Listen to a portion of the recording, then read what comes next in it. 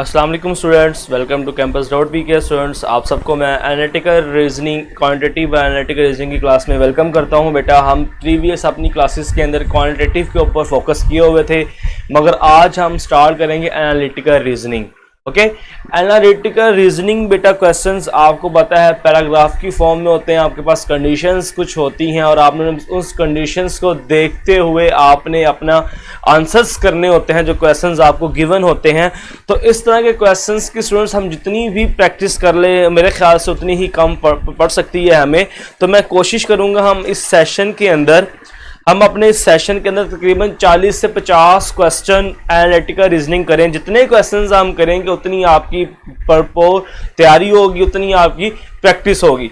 कुछ 40 क्वेश्चन मेरी कोशिश होगी मैं आपको क्लास के अंदर खुद बोर्ड के ऊपर कराऊँ और 20 to 25 क्वेश्चंस आपको टेस्ट के अंदर दूँ, ताकि आपके पास एक कलेक्शन ऑफ क्वेश्चंस भी हो जाए और आपके पास कलेक्शन ऑफ डिफरेंट क्वेश्चंस के साथ साथ आप डिफरेंट टर्मिनोलॉजीज को भी सीख लें कि हम जो हमारे पास गिवन पैराग्राफ होगा उसमें से हम अपनी जो कंडीशंस हैं उनको कोड वर्ड में कैसे लिखेंगे और बाद में उनको हम क्वेश्चंस पे किस तरह अप्लाई करेंगे। ओके, तो बेटा एनी डिले हम स्टार्ट करते हैं क्वेश्चन।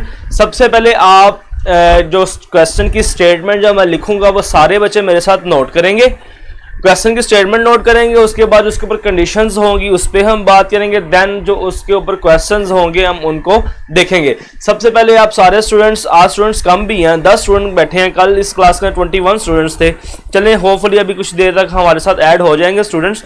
तो मैं बेटा क्वेश्चन की स्टेटमेंट लिख रहा हूँ, सारे बच्चे मेरे साथ क्वेश्चन की स्टेटमेंट लिख लें। लिखने के बाद स्टेटमेंट के हम उसको समझेंगे और वो स्टेटमेंट हमें क्या कह रहा है। उसके ऊपर जो कंडीशंस होंगी हम उन पे बात करेंगे, उनको हम कोडिंग में लिखेंगे, हम उसको कोड वर्ड में कैसे बयान करेंगे वो लिखेंगे। देन फिर हम उनके ऊपर क्वेश्चंस के ऊपर बात करेंगे कि उस पैराग्राफ में से हमारे पास क्वेश्चन कौन कौन से पूछे जाएंगे। चलें बेटा, स्टेटमेंट लिख लें मेरे साथ क्वेश्चन की। मैं इस तरफ लिख रहा हूँ, स्टेटमेंट आपके पास है जी। In UET society, in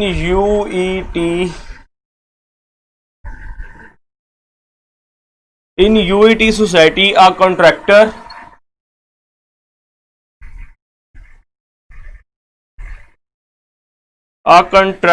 will build 5 houses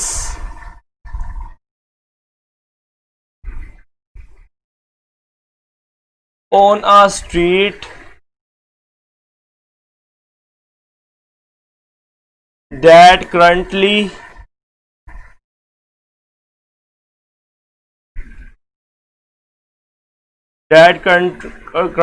has no houses on it. The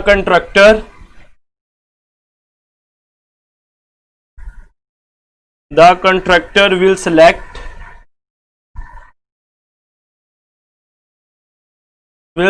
from 7 different models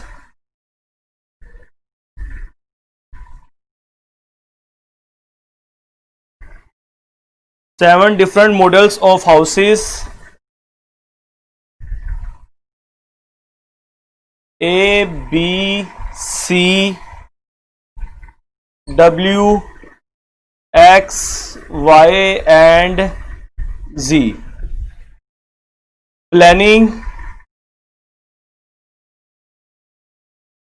Planning board has placed the following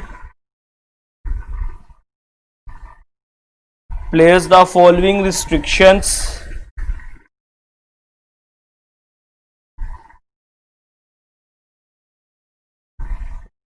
on the contractor. चलिए बेटा, होपफुली आप सबने मेरे साथ ये नोट भी कर ली होगी। नहीं अब्दुल्ला बेटा, मैंने कहा था कि हम जो 3-4 लेक्चर्स में पढ़ चुके होंगे नेक्स्ट डे उसका आपका FLP हुआ करेगा। अनफॉर्चुनेटली जो हमारी campus.b की इंतजामिया उन्होंने कहा कि इस वीक में हम टेस्ट नहीं ले सकते बच्चों का, मंडे से हम टेस्ट स्टार्ट करेंगे। तो मंडे से आपको पूरा स्केड्यूल भी प्रोवाइड कर दिया जाएगा, किस दिन आपका टेस्ट हुआ करेगा और कौन सा आपका सिलेबस हुआ करेगा टेस्ट का। ओके, तो आप जरा क्वेश्चन पे फोकस करें। हम बेटा एनालिटिकल रीजनिंग के क्वेश्चंस करने जा रहे हैं, बड़े टेक्निकल क्वेश्चंस हैं। आपने पहले स्टेटमेंट्स को सीखनी है, फिर कंडीशंस को सीखना है, और जो गिवन क्वेश्चन आपके पास आएगा उसको सीख, क्योंकि बेटा जब आपके पास एनालिटिकल रीजनिंग का क्वेश्चन आएगा तो वो आपके पास 1 नंबर का नहीं आएगा, वो आपके पास डायरेक्ट 5 से 6 या 7 नंबर का क्वेश्चन आपके पास आएगा। एक ही स्टेटमेंट होगी, एक पैराग्राफ होगी, उसके अंदर आपके पास 7 क्वेश्चंस वो पूछ लेगा। तो इसलिए आपने पैराग्राफ रीडिंग, रिस्ट्रिक्शन रीडिंग और क्वेश्चन रीडिंग, इस पर फोकस करना है, इसको आपने सीखना है। अब सारे स्टूडेंट जरा फोकस करेंगे। स्टेटमेंट जो मैंने अभी लिखी है होपफुली सब बच्चों को नजर आ रही है, क्लियरली समझ भी आ रही होगी इनको कि मैंने इसके ऊपर क्या लिखा हुआ है। सुने जरा, कहता है जी, in UET society a contractor will build 5 houses. UET society के अंदर एक कंट्रक्टर ने 5 घर बनाने हैं on a street that currently has no houses on it. ऐसी स्ट्रीट में 5 घर बनाने हैं जहां पे पहले कोई घर मौजूद नहीं है। The contractor will select from 7 different models of houses. कहता जी कंट्रक्टर के पास 7 डिफरेंट मॉडल्स हैं, मतलब उसके पास 7 डिफरेंट नक्शे बने पड़े हैं, 7 डिफरेंट उनके पास घर पड़े हैं, उनमें से उसने कोई 5 सेलेक्ट करने हैं। 5 सेलेक्ट करने में 7 मॉडल्स है, कौन कौन से हैं? A B C W X Y and Z. कहता जी मगर जो प्लानिंग बोर्ड होता है, जैसे अपना एलडीए है यहाँ पे लाहौर के अंदर, एलडीए अनाउंस करता है कि सोसाइटी में इतने घर बन सकते हैं, इतने 2 पोर्शन 3 पोर्शन, एलडीए जो होता है ऐसे जी planning board has place the following restriction on the contractor. Planning board ने कुछ रिस्ट्रिक्शन लगा दी हैं कि आप ऐसे ऐसे नहीं कर सकते। वो रिस्ट्रिक्शंस कौन सी हैं वो जरा मैं आपके सामने जरा लिखता हूं, बेटा जरा गौर से सुनिएगा। रिस्ट्रिक्शंस, पहली जो रिस्ट्रिक्शन उसने लगाई है प्लानिंग ने, वो कहता है, पहली restriction, no model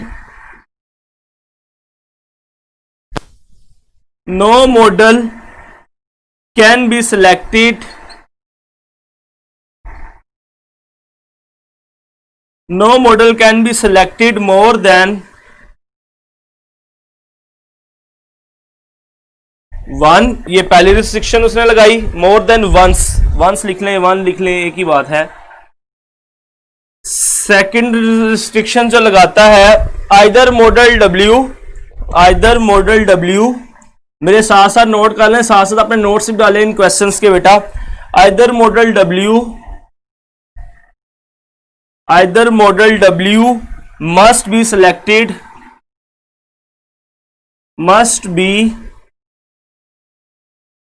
selected or model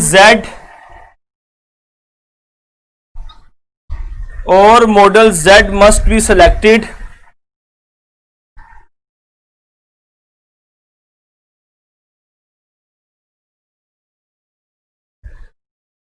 but both can not be selected।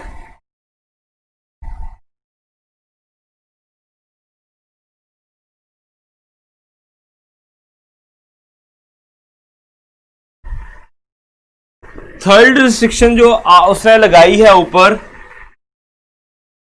तीसरी रिस्ट्रिक्शन है बेटा, if model Y is selected,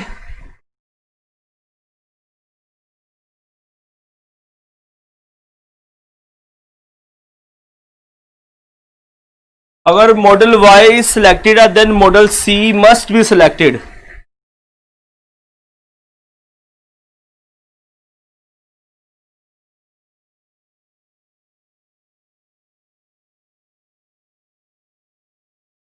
fourth one restriction है हमारे पास, if model B is selected,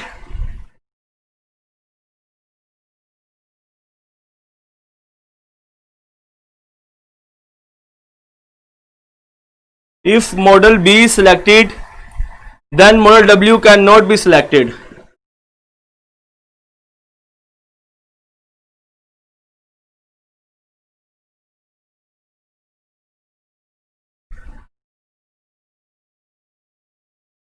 ये बेटा कुछ उसने 4 रिस्ट्रिक्शंस हमारे पास लगाई हैं, जरा गौर सुनिएगा।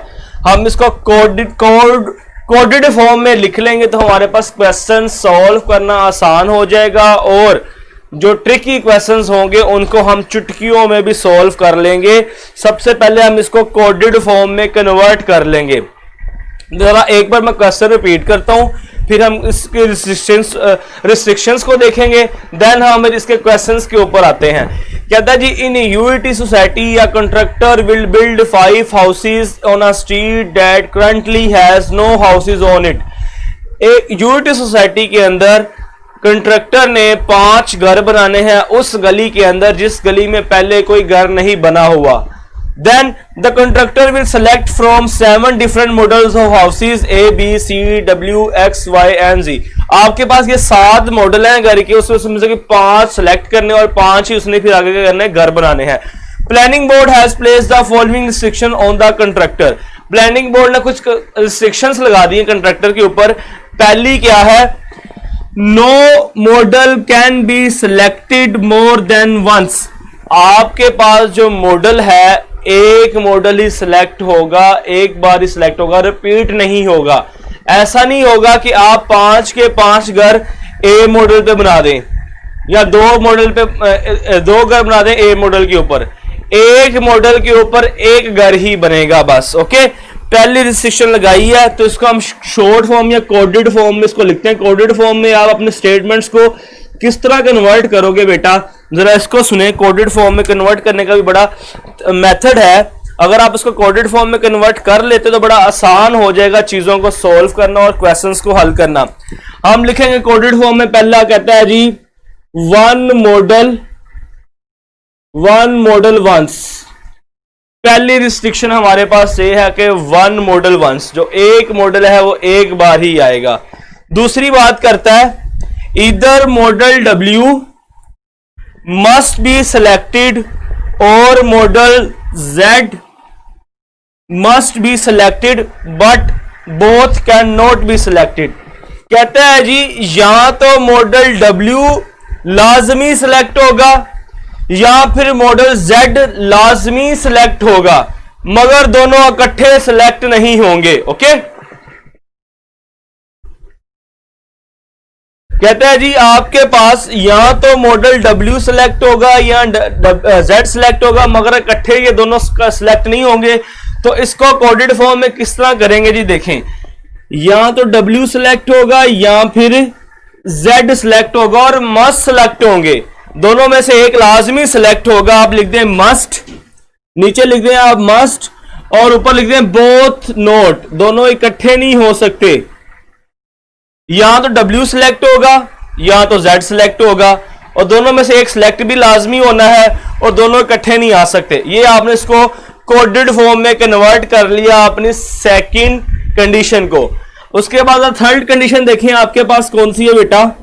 थर्ड कंडीशन में कहता है if model Y is selected then model C must be selected. अगर वो मॉडल Y सिलेक्ट करता है तो उसको C लाजमन सिलेक्ट करना ही पड़ेगा। अगर Y सिलेक्ट करेगा तो C उसको लाजमन सिलेक्ट करना पड़ेगा। C किस पे डिपेंड कर रहा है, Y के ऊपर। Y आएगा तो C आएगा। तो यहां पे आपके पास बन जाएगी जी Y। अब डिपेंड कर रहा है C के ऊपर। देखो मैंने एरो का निशान लगाया है। ये कुछ टेक्निक्स हैं कोडेड फॉर्म में चेंज करने की। Y आएगा तो C आएगा, इसलिए उस तरफ रे ओपन है। तो ये आपके पास कंडीशन आ गई। ये मस्ट की कंडीशन है, क्योंकि अगर Y आएगा तो C मस्ट आएगा। नंबर 4 देखें बेटा, if model B is selected. अगर आप B सिलेक्ट करता है वो, then model W can not be selected. कहते हैं अगर वो B सिलेक्ट करेगा तो फिर W मॉडल सिलेक्ट नहीं होगा। इसको शॉर्ट फॉर्म में कैसे करोगे आप, B का रिलेशन भी W के साथ है। B सिलेक्ट कर लेगा तो W सिलेक्ट नहीं होगा। इसको कोडेड फॉर्म में देख ले। हमने अपनी चारों कंडीशन को कोडेड फॉर्म में कन्वर्ट कर लिया। जी बेटा अभी तक मुझे बताएं आपको क्लियर है, क्वेश्चन समझ आया। रिस्ट्रिक्शंस को हम समझ आई आपको, रिस्ट्रिक्शन को हमने जो कोडेड फॉर्म में कन्वर्ट किया, सारे बच्चों को क्लियर है? अगर ये चीज क्लियर है तो क्वेश्चंस देखें इसके ऊपर किस तरह आएंगे और आप उनको कैसे हैंडल करेंगे, अभी हम देखते हैं। पहले सारे बच्चे मुझे ये बताएं, जो अभी हमने क्वेश्चन की स्टेटमेंट पढ़ी है, जो रिस्ट्रिक्शंस हैं वो सबको क्लियर है?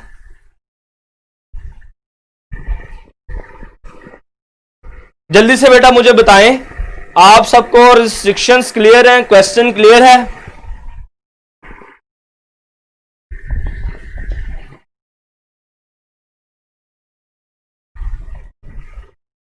चलिए अब जरा भी क्वेश्चंस देखें, आपके पास क्वेश्चंस किस तरह के आएगा। क्वेश्चन नंबर 1 जरा देखें आप।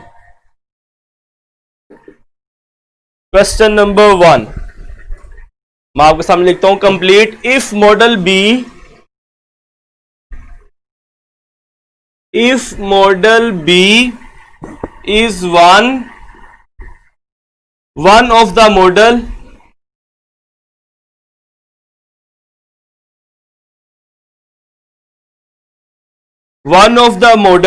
selected from the street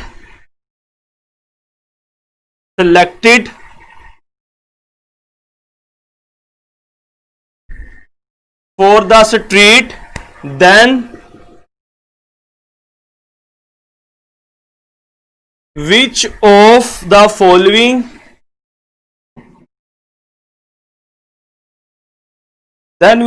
following model must also be selected? आपके पास ऑप्शन ए में है बेटा ए, ऑप्शन बी में आपके पास है डब्ल्यू, ऑप्शन सी में आपके पास है एक्स, ऑप्शन डी में आपके पास है वाई और ऑप्शन सी में आपके पास है जेड। अब यहां पे जरा देखना है बेटा, कहता है जी if model B is one of the model selected from the street, एक मॉडल ऐसा है जो घर बनाने के लिए सिलेक्ट हुआ है, वो बी है, then which of the following model must also be selected, अगर बी सिलेक्ट हुआ है तो कौन सा ऐसा मॉडल है जो सिलेक्ट होगा ही होगा। अब ना देखना है कि बी की वाली कंडीशन हमारे पास कौन सी है। बी वाली कंडीशन आपके पास ये फोर्थ वाली कहता है अगर बी सिलेक्ट होगा तो डब्ल्यू सिलेक्ट नहीं होगा।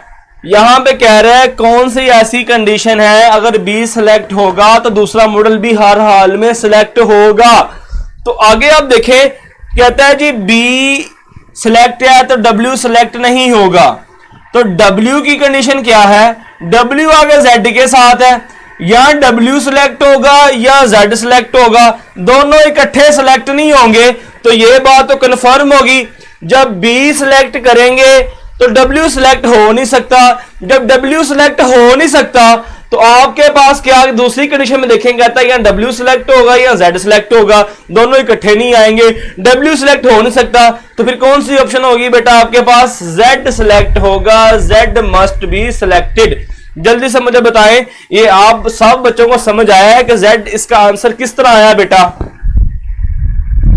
मैं दोबारा रिपीट करता हूं एक बार, कहता है जी if model B is one of the model selected for the street, B एक ऐसा मॉडल है जो सिलेक्ट हुआ है स्ट्रीट के अंदर घर बनाने के लिए, विच of the following model must also be selected, अगर बी सिलेक्ट हुआ है तो कौन सा मॉडल लाजमी सिलेक्ट होगा। हमारे पास बी के ऊपर कंडीशन थी जब बी सिलेक्ट होगा तो डब्ल्यू सिलेक्ट कभी नहीं होगा, मगर एक कंडीशन डब्ल्यू की यहां पे लिखी हुई है आपके पास, W या Z में से दोनों में से एक सिलेक्ट होगा, नोट बोथ, बोथ नहीं आएंगे, मस्ट एक लाजमी होगा। जब W नहीं होगा तो कौन सा होगा बेटा आपके पास, Z होगा। शाबाश, सब बच्चों को क्लियर होगा, शाबाश को बेटा। नेक्स्ट देखते हैं क्वेश्चन, नेक्स्ट क्वेश्चन देखते हैं इससे रिलेटेड क्या है आपके पास, बड़ा ही इंपॉर्टेंट क्वेश्चन है। क्वेश्चन नंबर 1 था, ये क्वेश्चन नंबर 2 आपके पास आ गया। If A, B and C, if A, B and X है, X are 3 models selected for the street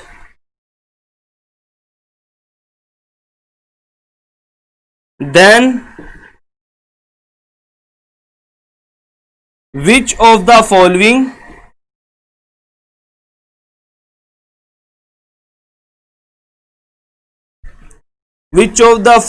must be the other two models selected? A option आपके पास है सी and W, B option आपके पास है सी and Y, C option आपके पास है सी एंड जेड, डी ऑप्शन आपके पास है बेटा जी डब्ल्यू एंड वाई, और ई ऑप्शन यहां पे आपके पास है वाई एंड जेड। अब आपके पास क्या है, कहता है जी ए बी एंड सी। यहां से मैं ऊपर वाला कर्सर रेस कर रहा हूं ताकि इसका सोल्यूशन हम कर सकें।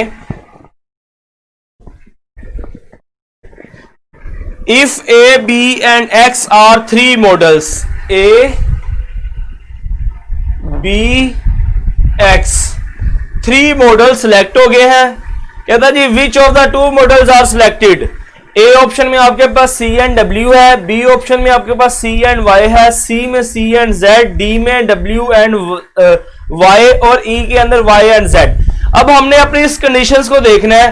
तीन मॉडल सिलेक्टेड हैं। पहला क्या है ए, देखिए ए के ऊपर कोई कंडीशन है बेटा, ए की तो पास हमारे पास कोई कंडीशन ही नहीं है, इसलिए ए को हम छोड़ देंगे। उसके बाद देखें बी, बी के ऊपर कंडीशन क्या है, कहता जब बी आएगा तो डब्ल्यू नहीं आएगा, जब बी आएगा तो डब्ल्यू नहीं आएगा। तो मतलब अब हमारे पास बी आ गया है तो डब्ल्यू वाली कंडीशन जो सारी कैंसिल कर दे। ए कंडीशन तो गई, जब बी आएगा तो डब्ल्यू नहीं आएगा, तो डब्ल्यू वाली कंडीशन तो हमारे पास होगी आउट। उसके बाद देखो एक्स क्या है, एक्स के ऊपर कंडीशन है हमारे पास, एक्स के ऊपर कंडीशन आपके पास है ही नहीं है। अब एक चीज और देखो, जब B आएगा तो W नहीं होगा, जब W नहीं होगा तो फिर Z होगा। तो चौथा मॉडल आपके पास कौन सा आ जाएगा बेटा, Z वाला आ जाएगा। दोबारा सुनिएगा, जब आपके पास B होगा तो W नहीं होगा, जब W नहीं होगा तो आपके पास Z होगा। चौथा मॉडल आपके पास Z आ गया। अब आपने देखना है Z के साथ कौन कौन सी ऑप्शन है।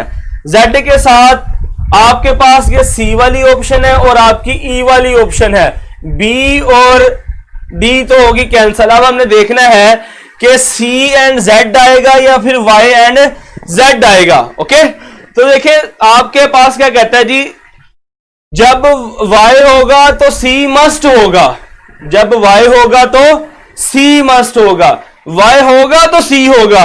वाई तो आपके पास यहां पे है ही नहीं है, तो इसलिए फिर आपके पास वाई वाली ऑप्शन खत्म हो जाएगी और आपके पास जो चार्ली ऑप्शन है वो आ जाएगी, क्योंकि वाई है ही नहीं है, वाई नहीं है तो सी नहीं होगा, इसलिए फिर आपके पास चार्ली ऑप्शन बचेगी सी एंड जेड वाली।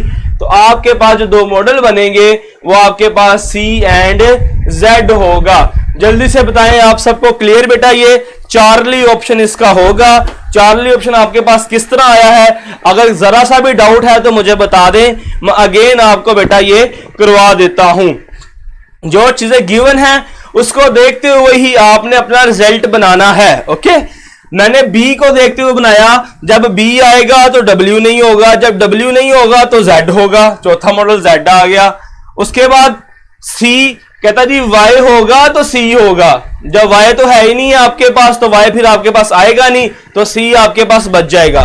सारे बच्चों को क्लियर है बेटा?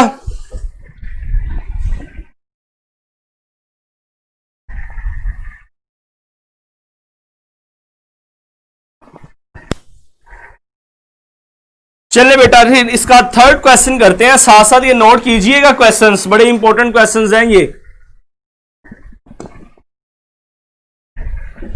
क्वेश्चन नंबर 3 देखें जरा फिर आप। क्वेश्चन नंबर 3 में पूछता है, which of the following is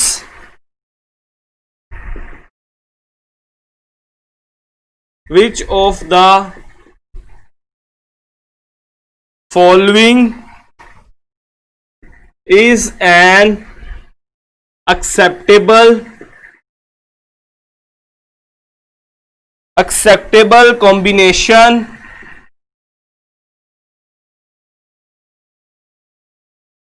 of models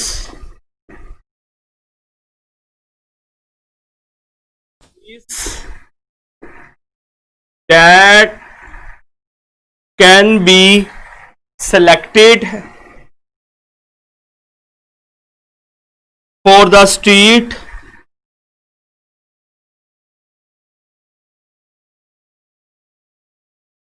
A model आपके ए ऑप्शन है आपके पास A B C X Y आपके पास है A B X Y Z C में आपके पास है A C X Y Z D में आपके पास है बेटा B C W X Y और ई ऑप्शन में आपके पास है सी डब्ल्यू एक्स वाई और जी। ये अब आपके पास कंडीशंस आ गई हैं। कहता है जी कौन सा आपके पास कॉम्बिनेशन एक्सेप्टेबल है। हम अपने चारों कंडीशंस को देखते हुए देख लेंगे। पहली कंडीशन है जी वन मॉडल वंस। देखें हर किसी में एक मॉडल एक बार ही आ रहा है। A B C X Y Z A B C X X Y Z A C X Y Z B C W X Y C W X Y Z. चलो ये तो बात बेटा करेक्ट होगी। हर मॉडल के अंदर हर सीक्वेंस के अंदर आपके पास एक मॉडल एक बार ही आ रहा है। सेकंड कंडीशन देखें कहता है जी W और Z दोनों में से एक मस्ट हो और दोनों इकट्ठे ना हो। अब देखो जहां भी इकट्ठे उसको कैंसिल कर दो आप। आपके पास क्या देखो जी W और Z W और Z ये E वाले में तो आपके पास ये वाले सीक्वेंस हो जाएगी कैंसिल। W और Z यहां पे इकट्ठे आ रहे हैं क्योंकि हमें सेकंड रिस्ट्रिक्शन में कहता है W और Z इकट्ठे नहीं होने चाहिए। और कहीं पे W और Z इकट्ठा है बेटा जी नहीं, और कहीं इकट्ठा नहीं है। तीसरी कंडीशन देखें कहता है जी Y होगा तो C मस्ट होगा। Y आपके पास होगा तो C मस्ट होगा। यहां पे Y है C भी है, बात दुरुस्त होगी। यहां पे Y है C नहीं है, ये बात कैंसल। यहां पे Y है C है, बात दुरुस्त होगी। यहां पे Y है C है, बात दुरुस्त है आपके पास। ठीक हो गया। अब तीसरी कंडीशन से हमने ये B वाला पॉइंट भी कैंसिल कर दिया क्योंकि Y है C है वाली बात आ गई। नेक्स्ट देखें बेटा चौथी बात, अगर B होगा तो W नहीं होगा। अगर B होगा तो W नहीं होगा। ये D वाली बात भी होगी कैंसिल। B है W नहीं होना चाहिए, गुड हो गया बात। आगे देखें बेटा अब आपके पास बची है A और C। हमने A और C में से सिलेक्ट करना है, क्या आपके पास आएगा। अब देखिए बेटा A में है आपके पास A B C X Y और C के अंदर आपके पास है A C X Y Z। अब इन दोनों में से देखना है कि आपके पास राइट ऑप्शन कौन सी है। अब देखिए बेटा आपके पास पहली ऑप्शन देखें, पहली वाली ऑप्शन देखें तो आपके पास है जी X होगा तो Y, कहता है जी Y होगा तो C होगा, दोनों में बात मौजूद है। उसके बाद A B C X Y A C X Y Z। अच्छा जी इसमें क्या है देख लेते हैं एक बार।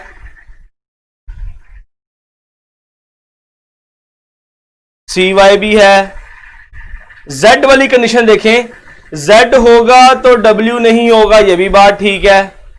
अच्छा बेटा यहां पे मेरे पास ये दोनों ही ऑप्शंस करेक्ट हैं, दोनों ही हमारी कंडीशंस को सेटिस्फाई कर रहे हैं। मैंने कि क्वेश्चन नोट करते हुए इसमें कोई ऑप्शन के अंदर मिस्टेक की है, इसमें कोई इशू वाली बात नहीं है। हमारे पास दोनों ही ऑप्शन करेक्ट आ रहे हैं। ए भी करेक्ट आ रहा है और हमारे पास सी भी करेक्ट आ रहा है। दोनों ऑप्शन करेक्ट है। यहाँ पे ए एंड सी वाली ऑप्शन भी हो सकती है, इसमें कोई इश्यू वाली बात नहीं है। वो आपको ए एंड सी भी कह सकता है कि ये आपके पास क्या है करेक्ट है। ओके चलिए बेटा आपको समझ आया क्वेश्चन नंबर 3।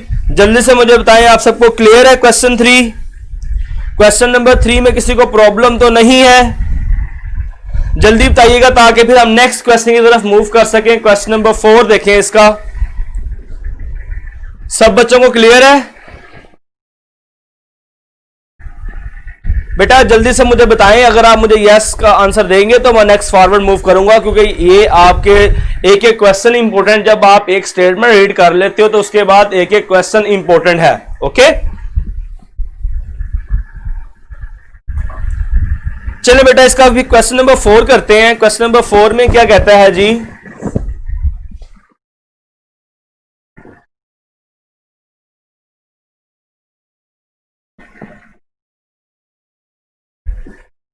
पार्ट नंबर 4 में कहता है, इसका क्वेश्चन नंबर 4 जिससे रिलेटेड बना है क्वेश्चन, उसमें है if model Z is one model, if model Z is one model not selected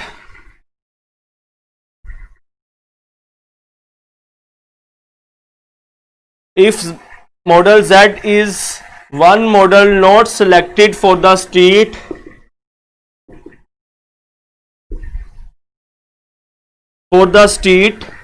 then the other model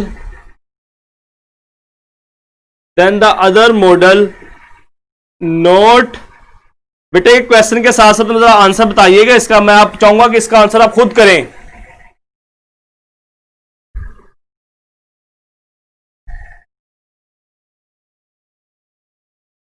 If model Z is one model not selected for the street, then the other model not selected must be which of the following? A आपके पास है capital A, B आपके पास है capital B, C आपके पास है capital C, D आपके पास W और E आपके पास है X। अब बेटा ये आपके पास क्वेश्चन है, देखिएगा, if model Z is one model not selected, कहता है Z मॉडल ऐसा है जो सिलेक्ट नहीं होता, then the other model not selected must be which of the following? अगर Z सिलेक्ट नहीं हुआ तो कौन सा ऐसा मॉडल है जो सिलेक्ट नहीं होगा? must be not select होगा। यार पानी देना शायद। अगर Z सिलेक्ट नहीं होता तो कौन सा ऐसा मॉडल है जो सिलेक्ट नहीं होगा? जरा देखें, अगर आपके पास Z सिलेक्ट नहीं होता तो W सिलेक्ट होगा, अगर आपके पास Z सिलेक्ट नहीं होता तो कौन सा ऐसा मॉडल है जो सिलेक्ट नहीं होगा? बेटा जल्दी से मुझे बताएं, कौन सा ऐसा मॉडल है हमारे पास जो सिलेक्ट नहीं होगा? बेटा देखें, अब आप रॉन्ग आंसर कर रहे हैं। बेटा यहां पे देखें, अगर आपके पास जब सिलेक्ट नहीं होगा, Z सिलेक्ट नहीं होगा तो W सिलेक्ट होगा, जब W सिलेक्ट होगा तो फिर B सिलेक्ट नहीं होगा, क्योंकि हमारे पास कंडीशन है जब B आएगा तो W नहीं आएगा। वो कहता है कि Z सिलेक्ट हो गया है, जब इन दोनों में से आपके पास सेकंड कंडीशन है, या फिर W सिलेक्ट होगा या फिर Z सिलेक्ट होगा। अब Z सिलेक्ट नहीं हुआ तो मतलब W सिलेक्टेड है, जब W सिलेक्टेड है तो फिर B भी सिलेक्ट नहीं हुआ होगा, तो beta is the right option. Okay, clear बेटा? समझ आया आपको कि बीटा किस तरह सिलेक्ट नहीं होगा?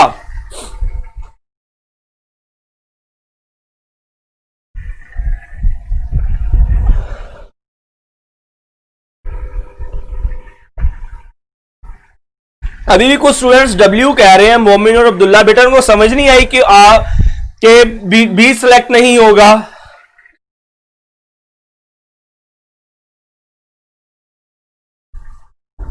यहां पे देखिए, मैं एक बार अगेन रिपीट कर देता हूं, कहता है कि Z सिलेक्ट नहीं है।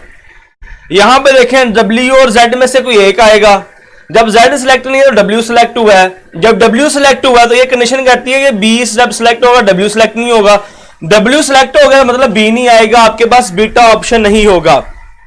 चलिए स्टूडेंट्स, अब देखिए मैं यहां से कुछ आपको चीज समझाना चाहूंगा। देखिए, हमने एक स्टेटमेंट पढ़ी, उसके ऊपर कुछ रिस्ट्रिक्शंस हमने देखी, और उसके ऊपर देखें 4 क्वेश्चन मैंने बना दिए। मैक्सिमम पेपर के अंदर एक स्टेटमेंट के अंदर 7 सवाल भी पूछ लेता है, मतलब 7 MCQs at a time from one statement for 7 marks.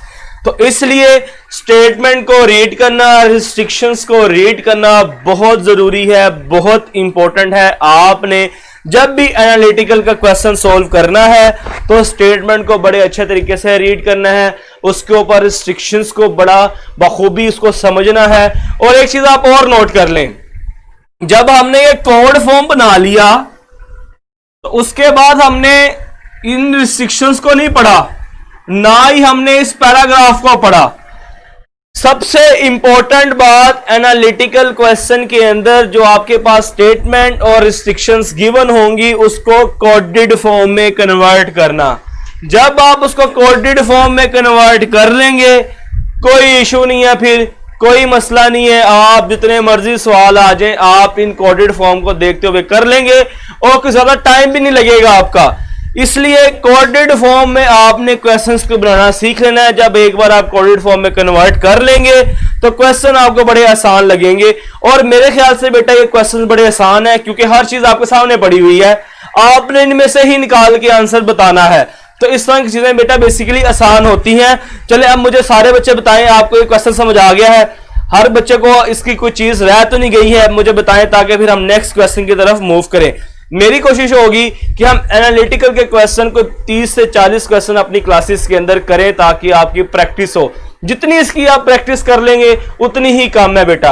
यहां पे भी आपने प्रैक्टिस करनी है, बाद में जो मैंने अपने ड्राइव के ऊपर जो मैंने क्वेश्चंस अपलोड किए हुए हैं आपने उनकी भी प्रैक्टिस करनी है। ओके, चलिए अब हम नेक्स्ट क्वेश्चन की तरफ चलते हैं। नेक्स्ट क्वेश्चन मैं लिखूंगा, आप मेरे साथ नोट कर लेंगे, देन हम उसके ऊपर फिर रिस्ट्रिक्शंस को देखेंगे और देन फिर क्वेश्चंस। अब जब एनालिटिकल का क्वेश्चन होगा तो हमारी सीक्वेंस यही हुआ करेगी, मैं पहले क्वेश्चन लिखा करूंगा, आप मेरे साथ क्वेश्चन लिख लिया करेंगे, देन रिस्ट्रिक्शंस, आप रिस्ट्रिक्शन लिखेंगे, उसके बाद हम क्वेश्चंस को देखा करेंगे। ओके, चलिए बेटा अब हम नेक्स्ट क्वेश्चन देखते हैं, इसको मैं रेस करने जा रहा हूं।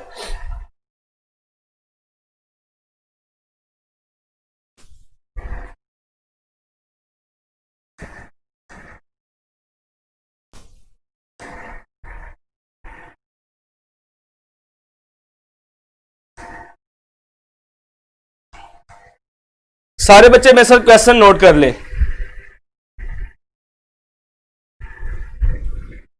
चले वहां बेटा आप रिपीट में देख लीजिएगा। पैराग्राफ लिखें बेटा, in delta solution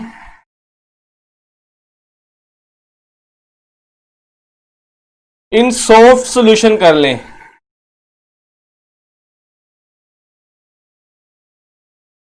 in soft solution courier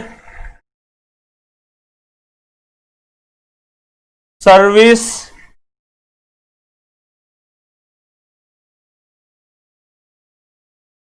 five staff member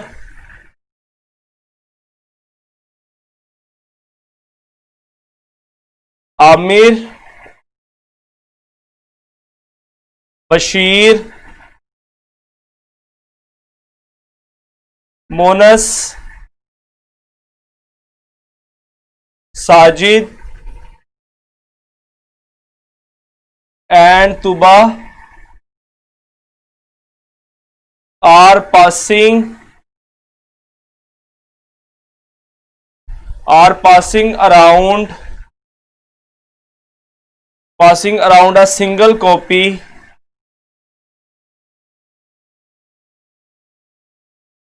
of a letter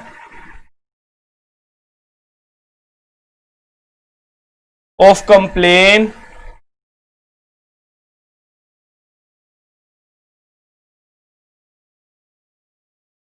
because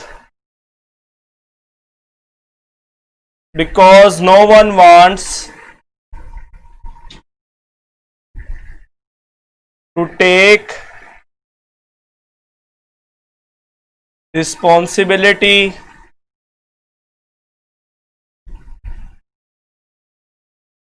for answering it.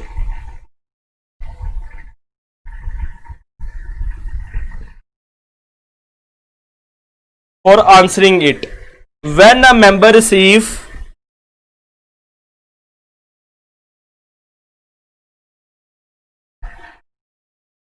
When a member receive the letter,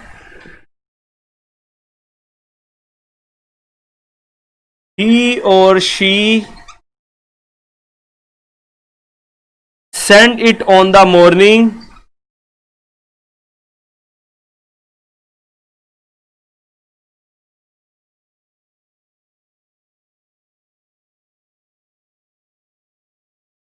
of the next working day.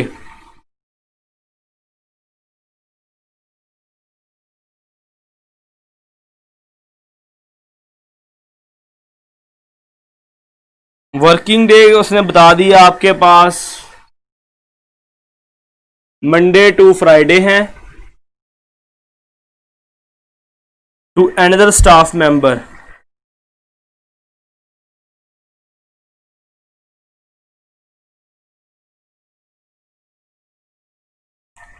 who receives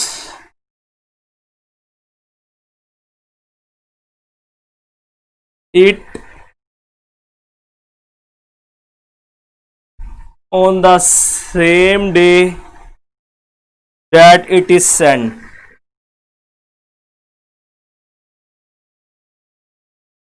चलें, मैं hopefully सब बच्चों ने मेरे साथ लिख लिया है इसको।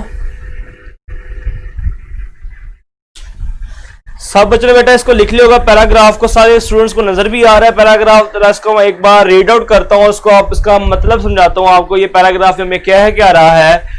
इन सॉफ्ट सोल्यूशन कोरियर, आपके पास एक सॉफ्ट सोल्यूशन कोरियर कंपनी है। इसके अंदर 5 स्टाफ मेंबर हैं जो आपके पास हैं जी। Aamir, Bashir, Monas, Sajid and Tuba are passing around a single copy of letter of complaint because no one wants to take responsibility of answering it. क्या करते हैं, पांचों के पांचों जो उनके पास कंप्लेन आती है, लेटर ऑफ कंप्लेन आता है, वो एक दूसरे को पास करते रहते हैं क्योंकि कोई भी इसका आंसर नहीं देना चाहता। कोई भी इसका जो कंप्लेन है, उसको जो इशू है, वो अपन सर नहीं लेना चाहता। आगे कहता है जी, when a member receive the letter, अगर कोई मेंबर कंप्लेन लेटर रिसीव करता है, ही और she send it on the morning of the next working day, जो चाहे वो ही को मिले चाहे वो शी को मिले, वो जो कंप्लेन लेटर होता है वो नेक्स्ट मॉर्निंग दूसरे मेंबर को पास कर देता है to another staff member who receive it on the same day that it is send. क्या करते हैं बेटा, ये इस तरह करते हैं कि ये इनके पास कोई कंप्लेन लेटर आता है, ये अगले दिन अपने दूसरे मेंबर को भेज देते हैं और उस दूसरे मेंबर को उसी दिन वो लेटर रिसीव हो जाता है। और वर्किंग डे उसने बता दिया मंडे टू फ्राइडे है। मैं एक बार दोबारा इस पैराग्राफ को बताता हूं समराइज करके। 5 मेंबर हैं, कोरियर सॉफ्ट सोल्यूशन कंपनी में वो काम करते हैं। वो पांचों के पांचों मेंबर जो हैं काम चोर हैं, यही समझ लें आप। सीधा डायरेक्टली आपको अगर थोड़ा बताऊं, काम चोर है। वो क्या करते हैं, उनके पास अगर कंप्लेन आती है, अगर एक बंदे को कंप्लेन पहुंची है तो अगले दिन सुबह वो कंप्लेन दूसरे मेंबर को दे देता है, दूसरे मेंबर को ट्रांसफर कर देता है और वो उसको उसी दिन ही वो कंप्लेन मिल जाती है। और वर्किंग डेज उसने बता दिए हैं आपके पास मंडे टू फ्राइडे हैं। अब इसके ऊपर कंडीशंस क्या है, रिस्ट्रिक्शंस क्या है, उसको देखते हैं बेटा। वो भी मेरे साथ लिखिएगा। होपफुली आपको स्टेटमेंट समझ आ गई होगी। जो स्टेटमेंट मैंने पैराग्राफ लिखा है सारे बच्चों को क्लियर हो चुका होगा।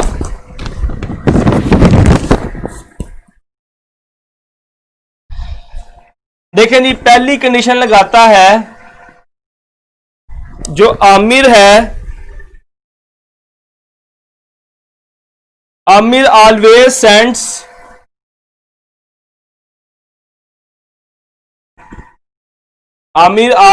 Sends the later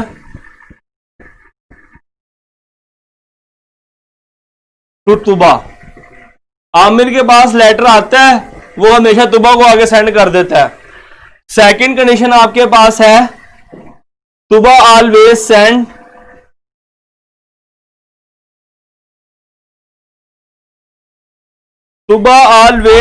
the letter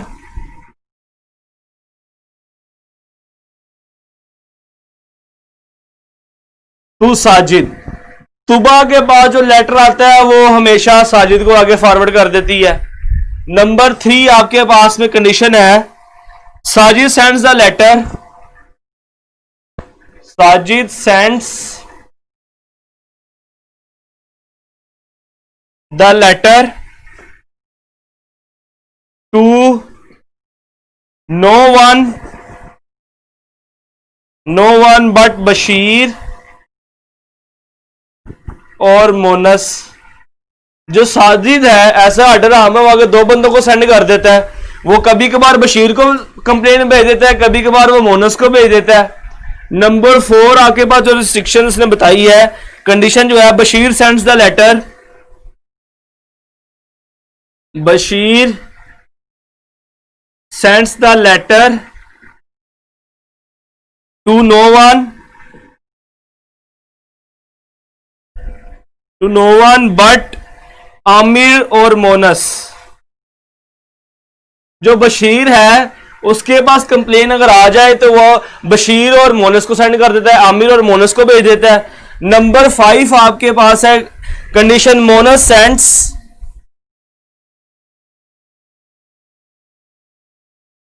sends the letter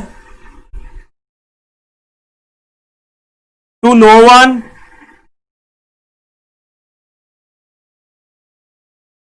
but Aamir और तुबा। जो मोनस है वो लेटर सेंड कर देता है आमिर और तुबा को।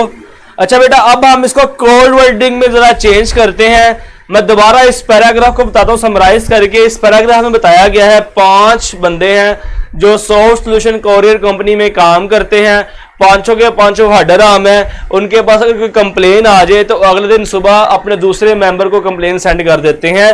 और आपके पास कुछ रिस्ट्रिक्शन है। पहली रिस्ट्रिक्शन है, Aamir always sends the letter to तुबा।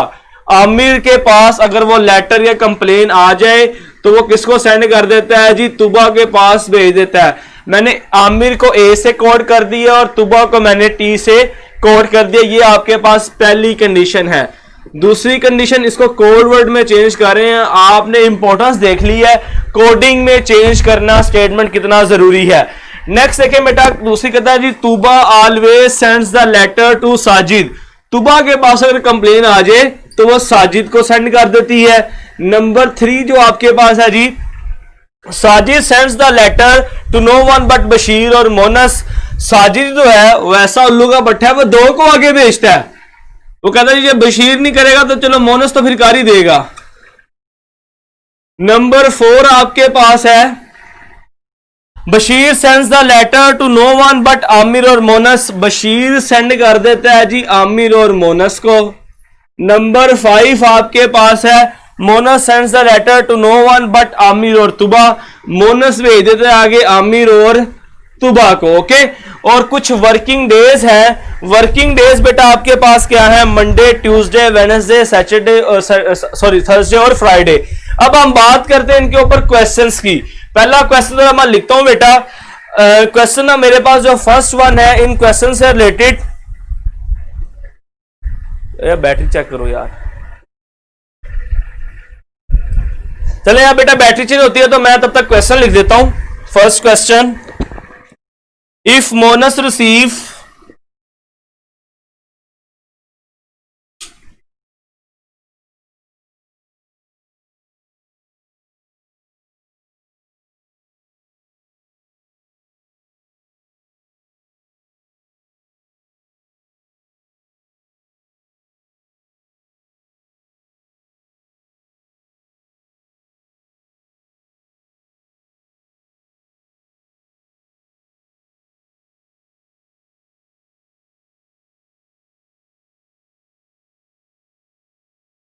If Monas received the letter on Monday, which of the following staff member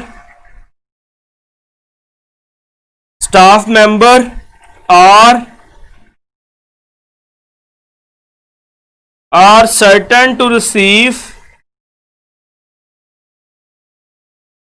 it before Friday? A option आपके पास है, स्मॉल ए लेते हैं, स्मॉल ए आपके पास है जी Aamir and Bashir. B option आपके पास है Aamir and Sajid. C option आपके पास है Aamir and Tuba. D option आपके पास है बशीर एंड साजिद, और ई ऑप्शन आपके पास है साजिद एंड तुबा। अब जरा बेटा इस बात को और सुनना है, क्वेश्चन बड़ा इंपॉर्टेंट है। क्वेश्चन क्या कहता है जी, if Monas receive the letter on Monday, Monas के पास कंप्लेन लेटर मंडे को आता है, which of the following staff member are certain to receive it before Friday, इसमें से कौन सा पेयर ऑफ मेंबर है जिनके पास वो फ्राइडे से पहले पहले लेटर पहुंच जाता है। ओके, दो बातें बेटा है आपके पास। क्या कहता है जी, मोनस के पास अगर लेटर मंडे को रिसीव हुआ है तो इनमें से कौन से पेयर ऑफ मेंबर के पास वो लेटर पहुंच जाएगा फ्राइडे से पहले पहले। अब उसने बात की है फ्राइडे से पहले पहले की। अब जरा उसका भी एक टेबल, इसको मैं रेस करता हूं क्योंकि इसको अब हमारी जरूरत नहीं है पैराग्राफ, क्योंकि पैराग्राफ के ऊपर जो कंडीशंस थी वो सारी हमने लिख ली है, कोडिंग भी हमने बना ली है, स्पेस कम थी इसलिए मैंने इसको बेटा रेस कर दिया है। पहले तो लिखे जी मंडे, ट्यूसडे, वेडनेसडे, थर्सडे और फ्राइडे। वैसे फ्राइडे की जरूरत तो नहीं थी हमें, फिर भी हम यहां लिख लेते हैं फ्राइडे से पहले पहले बताना है। ये तो आ गया, ये आपके पास डेज आ गए। मंडे वाले दिन मोनस को लेटर रिसीव हो गया। मंडे वाले दिन लेटर किसको रिसीव हो गया बेटा, मोनस को लेटर रिसीव हो गया मंडे वाले दिन। मोनस आगे लेटर किसको देता है, मोनस देता है लेटर आमिर और तुबा को। मोनस किसको लेटर देता है बेटा, आमिर और तुबा को, आमिर और तुबा को। यहां पे भी हम लिख लें, दो कंडीशंस बन जाएंगी क्योंकि मोनस ने आमिर को भी लेटर दिया है और मोनस ने तुबा को भी लेटर दिया है। और हमने पैराग्राफ में देखा था जो लेटर होता है वह अगले दिन पहुंचता है अगले बंदे के पास, अगले मेंबर के पास। तो मंडे को मोनस के पास लेटर रिसीव हुआ, ट्यूसडे वाले दिन वो यहां फिर आमिर के पास चला गया, यहां तो फिर तुबा के पास चला गया। आगे आमिर किसको लेटर देता है, आमिर की जरा कंडीशन देखें। आमिर लेटर दे देता है जी तुबा को, आमिर देता लेटर तुबा को, हमेशा तुबा के पास चला गया। तुबा किसको लेटर देती है हमेशा, साजिद को, तुबा से वो साजिद के पास चले गया और हमने बिफोर फ्राइडे बताया तो यहां तक रहेगा। नेक्स्ट देखें तुबा, तुबा अगेन, तुबा किसको देती है लेटर जी, तुबा देती है साजिद को, ये है साजिद के पास आ गया। साजिद आगे किसको देता है जी, बशीर और मोनस को, ये आपके पास आ गया बशीर और मोनस। ये फ्राइडे से पहले पहले की कार्रवाई आपके सामने पेश आ गई है। अगर वो आमिर को देता लेटर तो आमिर से तुबा के पास जाता, तुबा से वो साजिद के पास चले जाता।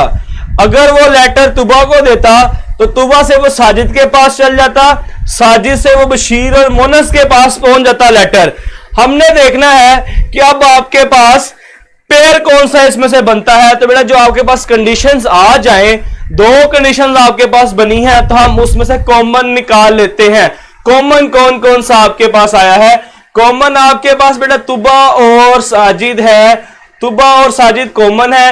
इनके पास तो मस्ट वो जाएगा ही जाएगा लेटर फ्राइडे से पहले पहले। पॉसिबिलिटी आमिर के पास और मोनस के पास और बशीर के पास भी है, मगर ज्यादा चांसेस लेटर जाने के यहां पे देखें तो तुबा और साजिद के, क्योंकि इनके पास दो दो बार लेटर पहुंच रहा है तो हमारे पास जो ज्यादा अप्रोप्रिएट आंसर होगा वो साजिद और तुबा होगा। Answer E is the right option. हाँ जी बेटा बताएं, सबको समझ आई है इसकी।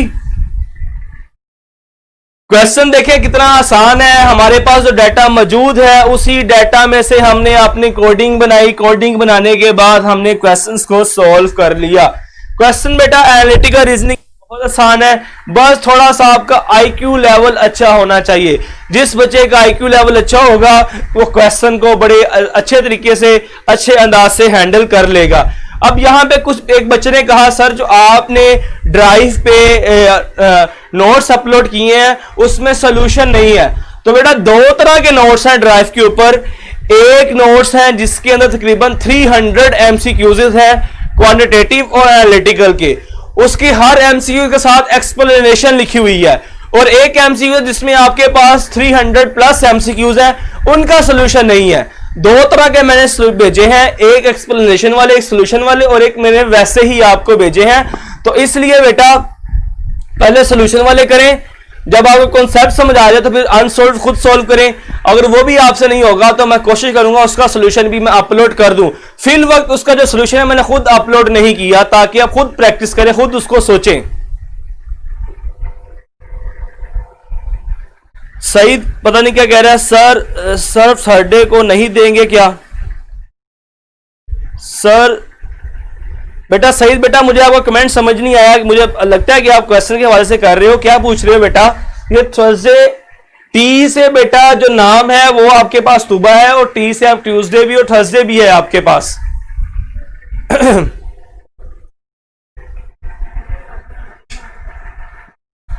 इस क्वेश्चन से रिलेटेड बेटा मजीद भी हम क्वेश्चन सकते थे, मगर हमारे पास टाइम की कमी है। आपको पता है 11:30 बजे आपका फिजिक्स का लेक्चर स्टार्ट होना है, तो अगर मैं नेक्स्ट क्वेश्चन स्टार्ट कर दूंगा तो हमें उसके लिए भी 10 से 15 मिनट चाहिए, तो इसलिए उसको स्टार्ट ना करना ही बेहतर है। हम जब मंडे वाले दिन आएंगे यहीं से दोबारा स्टार्ट करेंगे। और आपने क्या करना है, ये जो मैंने आपको इसकी रिस्ट्रिक्शन लिखवाई है, इसका जो मैंने आपको पैराग्राफ लिखवाया है वो आपने सामने रखना होगा मंडे वाले दिन। मैं अगेन आके नहीं लिखूंगा यहां पे बोर्ड के ऊपर, आपने इसको लाजमी सामने रखना है। नहीं बेटा आप सिर्फ थर्सडे को नहीं देखेंगे। उसने क्वेश्चन में कहा था कि फ्राइडे से पहले पहले वो कंप्लेन किस किस के पास जाएगी, फ्राइडे से पहले वो कंप्लेन किस किस बंदे के पास जाएगी। तो फ्राइडे से पहले वाली कंडीशन हमने निकाली, मोनस के पास वो कंप्लेन थी, मोनस आगे दे देता है जी आमिर और तुबा को। दो कंडीशन बन गई आमिर और तुबा की। आमिर किसको देते हैं आगे? तुबा को दे देता है, तो आमिर से वो लेटर तुबा के पास चला गया, तुबा से वो लेटर साजिद के पास चल जाता है, आगे साजिद आ गया। नेक्स्ट देखें, अगर वो तुबा के पास हो, तुबा से वो साजिद के पास आता है, साजिद से वो बशीर और मोनस के पास आ जाता है। तो आपके पास दोनों में कॉमन जो थे वो साजिद, ऊपर वाले में भी तुबा और साजिद था, नीचे वाले में भी तुबा और साजिदार था, इसलिए मैंने तुबा और साजिद वाले पेयर को सिलेक्ट कर लिया। सिर्फ फ्राइडे वाले को नहीं देखना है, हमने देखना है थर्सडे वाले को नहीं देखना, हमने देखना है फ्राइडे से पहले पहले वो कंप्लेन ऑफ लेटर किस किस के पास जा सकता है, पॉसिबिलिटी क्या है, हमने वो पेयर बताना था। तो वो पेयर हमने ढूंढ लिया, वो आपके पास साजिद और तुबा था। जी सईद बेटा, वहां बेटा समझ आइए अब आपको।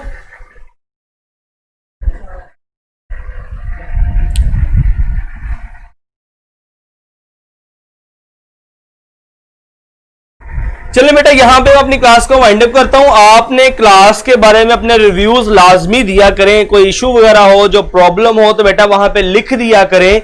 जो भी आपका इश्यू होगा वहां पे देखने के बाद मैं इंशाल्लाह उसको रिजॉल्व करने की कोशिश करूंगा। जो भी इश्यू आपका हो, जो मसला मसाइल जो भी हो, आप रिव्यूज के अंदर मुझे बता सकते हैं, मैसेंजर के अंदर आप मुझे बता सकते हैं। वैसे भी लेक्चर के बारे में आप मुझे बता सकते हैं, लेक्चर किस तरह का रहा, आपको समझ कितनी आई, क्या वे ऑफ टीचिंग था। ठीक है बेटा, आपने सारी चीजें मुझे रिव्यूज के अंदर बता सकते हैं, तो रिव्यूज बेटा लाजमी दिया करें। ओके, मैं देखता हूं 2-3 दिन से 4 या 5 बच्चे सिर्फ रिव्यूज देते हैं, रिव्यूज सारे ही स्टूडेंट दिया करें।